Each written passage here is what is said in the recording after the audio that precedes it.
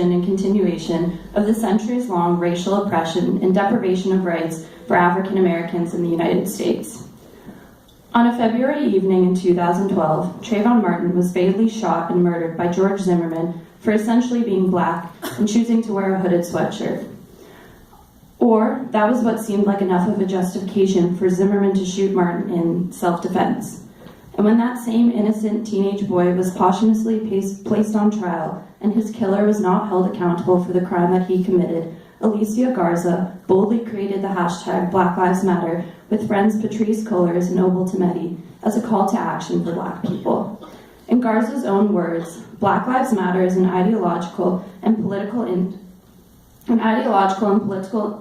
intervention in a world where Black lives are systematically and intentionally targeted for demise. It is an affirmation of Black folks' contributions to this society, our community, and our resilience in the face of deadly oppression. Since its creation, Black Lives Matter has burgeoned into beyond so much more than just a hashtag and an online campaign. It has swelled into a movement marked by powerful and effective demonstrations against the deaths of countless other African Americans by police actions, and created a space to both celebrate and humanize the Black community. Yet, while the Black Lives Matter movement has endured and achieved integral success in tackling and dismantling such profound issues as racial profiling, police brutality, and systematic racism, it, like many other successful movements, has come to ignore its roots in the very people that engendered the Black Lives Matter movement. As people took the Black Lives Matter demand into the streets, soon enough, straight, cis Black men were pushed to and remained in the forefront of the movement, while queer and trans Blacks were forced to take up roles in the background or not at all. For a movement created by 3 queer Black women, it was devastating to see their monumental function within Black Lives Matter to suddenly be silenced, deemed irrelevant, and eventually erased altogether. Simultaneously, varied adaptations of the movement's message abounded. All lives matter, brown lives matter, migrant lives matter, women's lives matter. As Garza put it, Black Lives Matter doesn't mean your life isn't important. It means that Black lives, which are seen as without value within white supremacy, are important to your liberation. We are asking you, our family, to stand with us in affirming Black lives, not just all lives, Black lives. Please do not change the conversation by talking about how your life matters too. It is imperative that the Black Lives Matter message and movement are no longer appropriated by other groups, despite the oppression those groups face too. It is equally, if not more important, that activists both inside and outside the LGBTQ+ community continue to advocate for their rightful and deserving media coverage that demonstrates just how vulnerable Black lives are, and not just those of Black men. Thank you.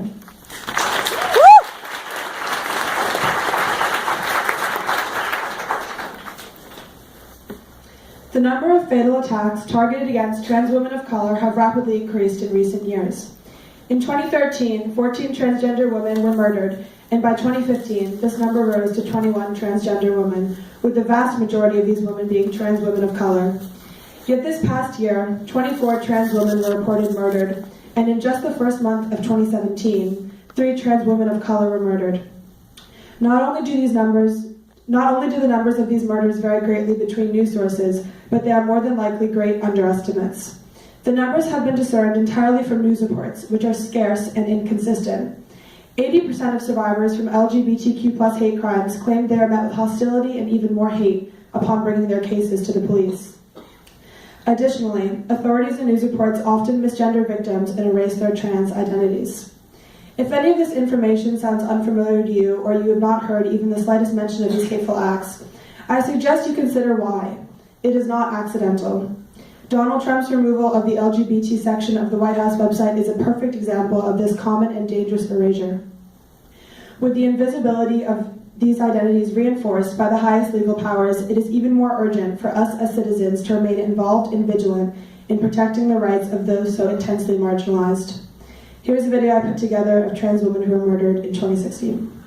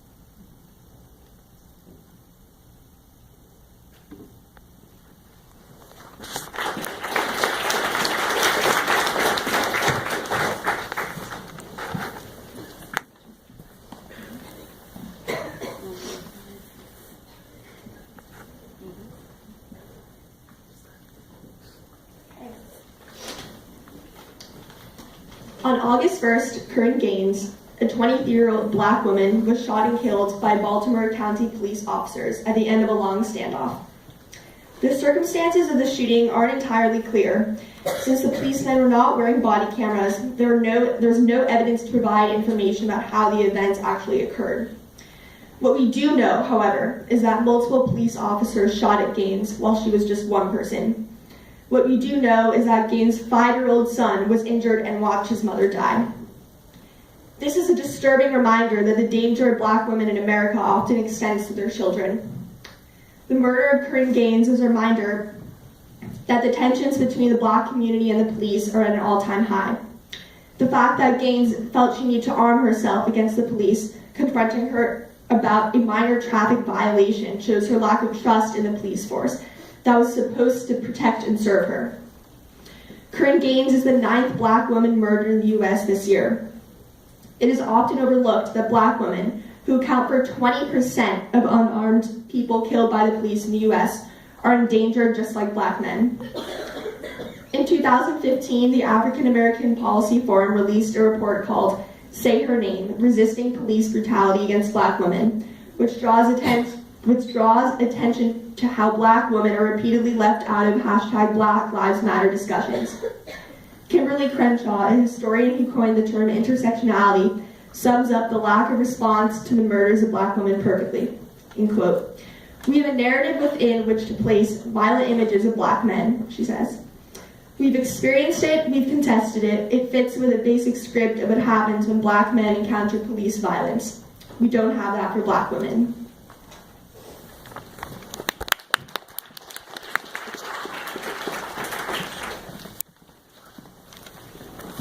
Okay. Paris is Burning is a documentary by white lesbian filmmaker Jenny Livingston, who explores the subculture of drag queens in Harlem in the 1980s. The focus of the film was to capture the beauty and the utter exquisiteness of the local balls, which were gatherings of black and Hispanic queer men, trans women, and drag queens who wanted to showcase their incredible talents, or their true selves, in a way in which our society does not allow.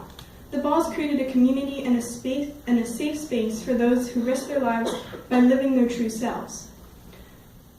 The lack of distinction between drag queens and trans women was due to the lack of definitions describing different identities that were available to those who lived certain marginalized experiences.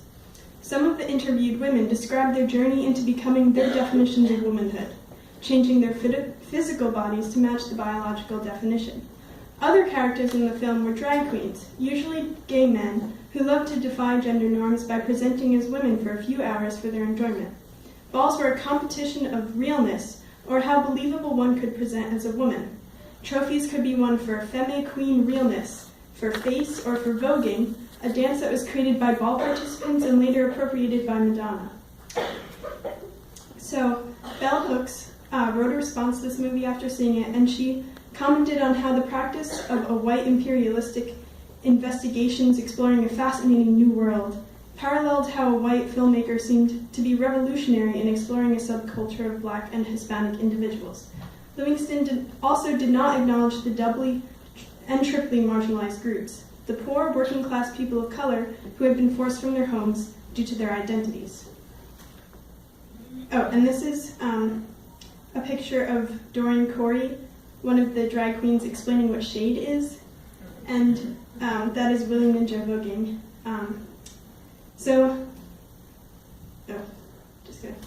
Colloquial language which is used today has a rich history that is not acknowledged, which further contributes to queer people of color's erasure in pop culture and society. Phrases such as work, slay queen, shade, or yas come from or were popularized by ball culture and recently have been adopted by the mainstream culture, especially to describe straight white women, like yas, gaga, or... And so if you look it up and you try to find the origin of the word yas, a video comes up of a white gay man screaming at gaga, yas, work, and that was like in 2007, and this was in the 80s, so yeah. So, lastly, ball culture has not disappeared. Queer men and women of color continue to showcase their talents and provide a community for marginalized people, now mainly in the Bronx. Thank you.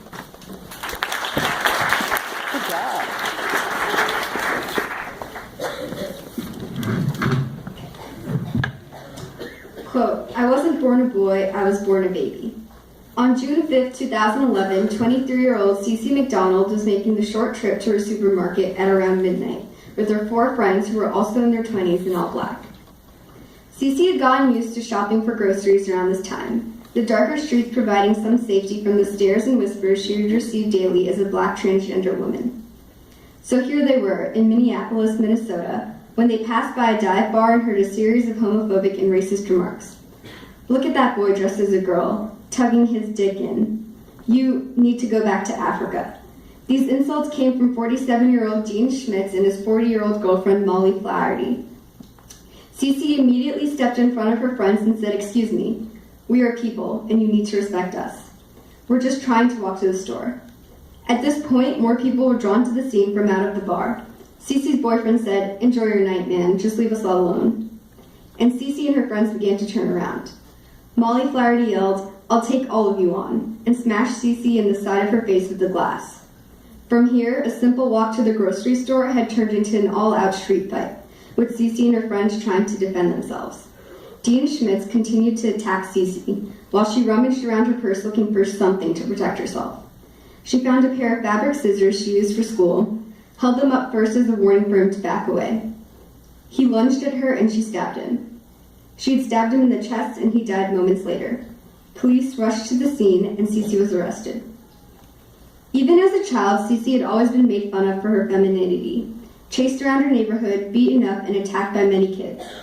She left her home at 14 when her uncle had found a love note that she had written for a boy.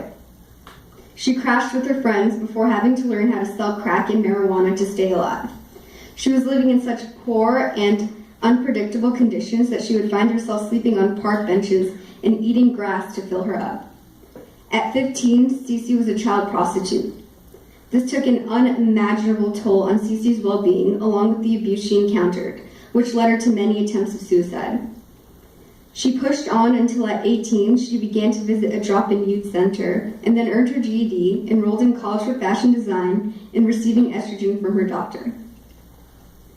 Cece McDonald was sentenced to 41 months in a state men's prison for manslaughter after a racist and transphobic attack against her turned deadly.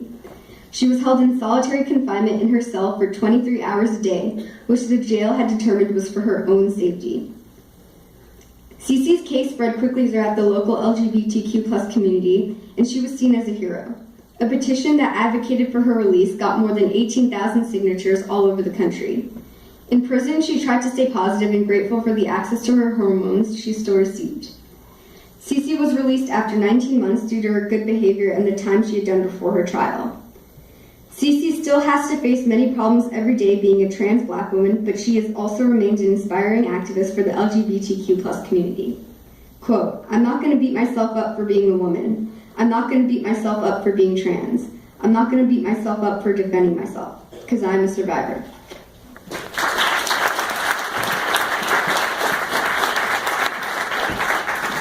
Hello. So first I'm going to talk about Black trans women activists. So Laverne Cox is an Emmy-nominated actress and activist. She plays Sophia Bursett, a Black trans woman on the show Orange is the New Black. This is important because 1, Black and trans representation in television is almost non-existent in the mainstream, and 2, this is a trans actor playing a trans role rather than a cisgender actor playing the role, which is usually the case. And 3, she is the first trans woman of color to play a leading role on mainstream TV. So Laverne Cox was also on the cover of Time magazine in 2014, and she is currently producing a documentary on Cece McDonald called Free Cece. And so this is Janet Mock, and she's a writer, TV show host, and activist. And her memoir, Redefining Realness, was on the New York Times bestsellers list in 2014. And she's the founder of #GirlsLikeUs, the social media project that empowers trans women.